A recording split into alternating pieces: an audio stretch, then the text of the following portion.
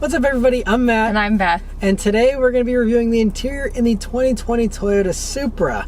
So the Supra is all new here for 2020. It's been out for about a year or so, but it is a very cool little sports car, and I did a full review on it already, and I'll also be doing a video talking about what it's like to drive over a week that I just spent here with the Supra. And we had a lot of fun times here in the Supra, although it is a tight interior. That's one thing. It is very tight, but I liked it. Yeah, it's a lot of fun. So as far as the interior goes, it looks like a BMW interior because it basically is. There's lots of parts sharing, and so if you're a Toyota loyalist, nothing in here will look familiar to you.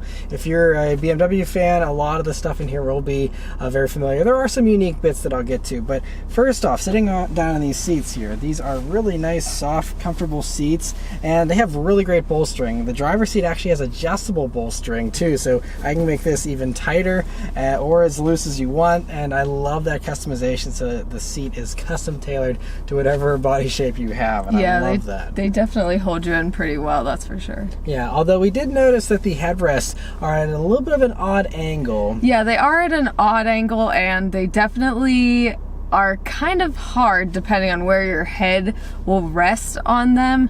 It kind of hurt if we're going real fast and my head slams back there. It definitely won't be a nice fall. Yeah, it's a little on the firm side, just like not as soft as my Mustang headrest, I don't think. But I don't know. Yeah, it's just a little bit of a weird angle too. So like it feels like it wants to push my head downward. But I love the design of the seats. There's metal on them and stuff. It's pretty cool. There are also heated seats here in the Supra, but there's no option for cooled seats or anything like that. So only heating, but nice to have that.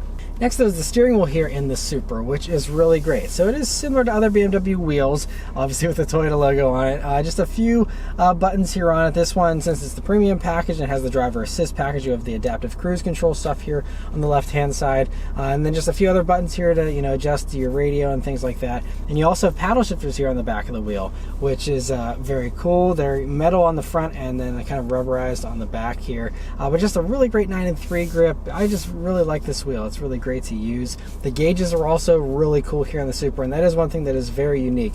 Now, it uses some components from BMW, but that big tack in the middle is totally unique. I love the digital gauges here, the nice large speedometer. It'll also show you your speed limit, and the only thing that I don't like about it is the fuel gauge and the temperature gauge are both just like a series of 7 bars, and it's not very precise. So you're going to want to go in, you can hit this little BC button on the stock, and then that will show you more details on how much range you have for your fuel, also basic trip information in there, and so that's nice to have. You also do have a heads-up display here in the Supra, which will also show you stuff like your audio whenever you have music playing, or it'll just show you your speed and the speed limit, and so nice to have that. Coming over to the center of the dashboard here, right up top you have this pretty nice widescreen display. I believe it's like an 8 or an 8.8 inch widescreen display, and it is touchscreen here, and this is one of the newer versions of BMW iDrive, but not the newest version you get in the brand new BMWs. But it is pretty easy to navigate once you get the hang of it. It has a little bit of a learning curve. Most of the Germans, they're very complicated with their infotainment systems just because they give you so much customization and many options for everything, where most of the other other vehicles like Toyotas that actually have a Toyota infotainment system, it's a lot simpler and very easy to scroll through radio stations. This, I do like that it's at least touch. It also has wireless Apple CarPlay. There is no Android Auto, wired or wireless, and Toyota says they have no plans of adding Android Auto for the Supra here for the time being. So that's a bummer if you're an Android user. But for those who do use iPhones, it's great to have the wireless CarPlay. It's super cool. Wasn't really laggy or anything. It always connected very quickly and was pretty seamless with its use. But just all the menus you have, it's just a million different sub menus here, and so going through everything can be a little bit confusing. If you're trying to just go to satellite radio, it will show you your list of stations here you can scroll through, and you do that. But then there's this whole other little sub menu on the other side. You can make it a favorite, you can change your view, there's categories, time shifts, adding to favorites again, and then program guides. It's just a million different things, and you can really get lost here. You hit it over again to see a different source. It's a little complicated complicated, but thankfully the nice thing about this infotainment system is you have these little programmable buttons here at the bottom, and so you can assign them, like I can hit one and it'll take me straight to navigation. I can hit another one, it'll take me to a radio station. And so once I took the time to actually program in all these little buttons and stuff, I think as an owner normally would, then it's pretty easy to hop around to stuff and you don't have to mess with the submenus a whole lot in here unless you want to. And so once I kind of got the hang of it, it wasn't too bad, and it is nice to give you the option of the touch or having this controller. One thing I will say about this display though is that it is very hard for the passenger to see it. There was always a glare. I could never really clearly see anything. All I can see are fingerprints, and I wish the screen was just maybe a little bit brighter. For some reason the screen is tilted a little bit back, and I think that if that was tilted just straight up and down, then I would be able to see it way clearer. But as for right now, like, all I see is fingerprints, and it's very hard for me to see the screen. Yeah, and it's kind of weird. I went into the settings and it'll let you change the brightness at night, but at day there is no ability to change it. So it would be nice if it'd allow you to crank up the brightness during the day here to make it easier to see for the passenger. As a driver, I can see it okay. It's not very bright. It's kind of very minimalistic, and I guess maybe they want it to fade into the background, but yeah, it doesn't really jump out at you a whole lot. Then you have your timing controls, which are straight out of a BMW. Very simple though and easy to use, and so no complaints there. Another thing in this center area that I do really like is you have a good amount of padding here around your knees, both for the driver and for the passenger here, and that's great because when a vehicle this small, you are going to be resting your knee up against here more often than you are in some larger vehicles. So that is crucial, and I'm really glad that they added that, and it's nice and softly padded, so that's great. Also in this area, I love the genuine carbon fiber. I'm not a big carbon fiber fan personally, but in this car it just looks really cool for some reason. I don't know, I like the way it looks.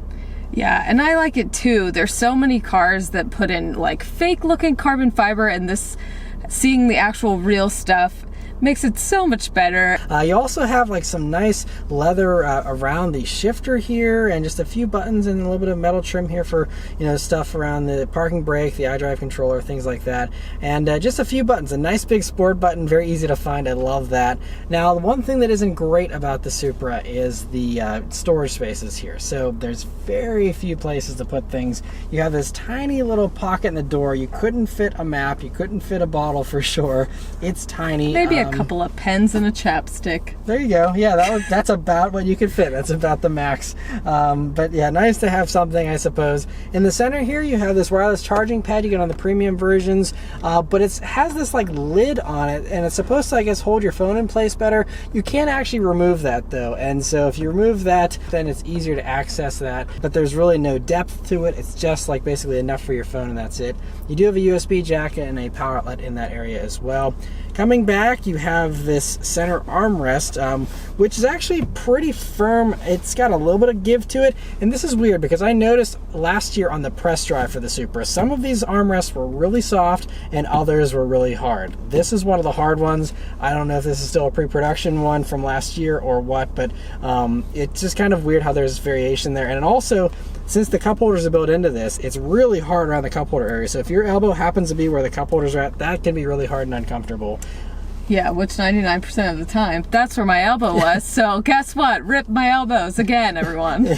Yeah, so not great there. It would be nice to have a little more plush, but you know, good to have the cup holders. But this doesn't open up or anything. So you have two cup holders, you got the wireless charging pad, and you have this tiny little thing back here, which like I can fit my sunglasses case in there, and that's basically filling up the entire little cubby there. So very few places to put things. There is no concealed storage outside of the glove box. From a daily livability standpoint, that is something that's not great, but considering this is a sports car, most people probably won't be using this to store tons of stuff as a daily driver.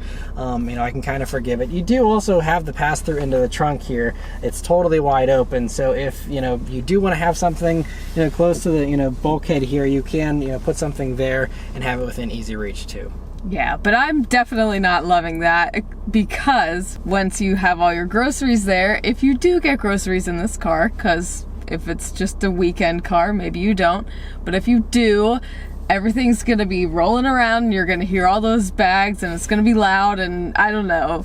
Don't you want to hear just your exhaust when you're going around those curves? I don't know. Yeah, no, it's It is definitely kind of strange. I think it gives you a little more versatility, and I guess we'll have to ask Corvette owners, what they think of that, because they've had that for, a long, long time. I personally don't think it's a huge deal, but then again, it just comes down to how often you're transporting stuff in the back there that would be rolling around or whatever. But speaking of the trunk, it is nice that it's a hatchback, so you have a little bit of an ability to stack things if you'd like. You can remove that cargo cover there, so you can completely block your rear visibility if you want and have a ton of stuff in there. But you could, stack a ton of suitcases. Plenty of space back there for 2 people for a week-long trip or something. And it actually has little alcoves there in the sides, so you can stuff some small stuff even in there, in addition to the main, center part there. And so I think it's a good amount of space for a sports car. It's more than you usually get, I think, in most other sports cars. Again, the Corvette's a little bit bigger. There might be 1 or 2 others. But overall, I think it's a very practical hatch in that regard. Also, another little thing relating to this stereo system that I noticed here in the week of driving around here is it's a pretty good sound. So it's a JBL speaker system. I believe it's 8 speakers here you get, and it sounds good. It is part of this premium package as an upgrade, and I do think it has a pretty good amount of sound, but it's a surround sound system. But I noticed, especially with CarPlay audio, that it sounded a little more front biased, and I checked the fader and the balance and stuff in the settings, and it was set up to be, middle setting, but for some reason it was a little front heavy, so it didn't actually sound very much like a surround sound system.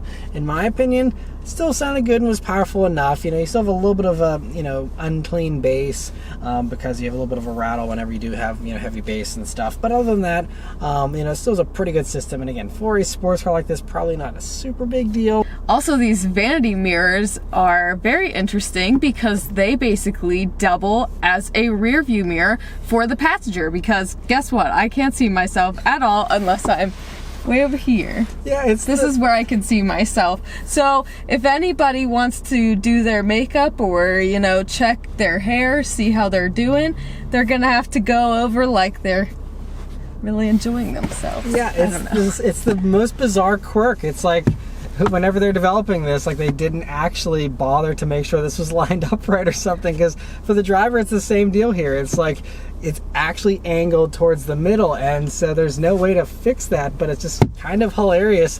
I mean, not a huge deal. It's a vanity mirror that people don't use probably that often, but it's just a really funny quirk that I never noticed, and you discovered that. It was just hilarious. Yeah, basically it's just not very practical at all. But yeah, so that's all our thoughts here on the Supra. Overall, it's a really nice interior. I mean, since you have so much BMW componentry, it feels, pretty much like a BMW. You have some nice soft padding on stuff and stitching here on the top of the dash, and it feels pretty premium. Definitely feels worth its $50,000 price tag for sure, while still giving you amazing performance as well. And like I said, you can definitely go watch my reviews of the Supra if you want to hear how this drives. But overall, a pretty nice interior for the money and for the performance.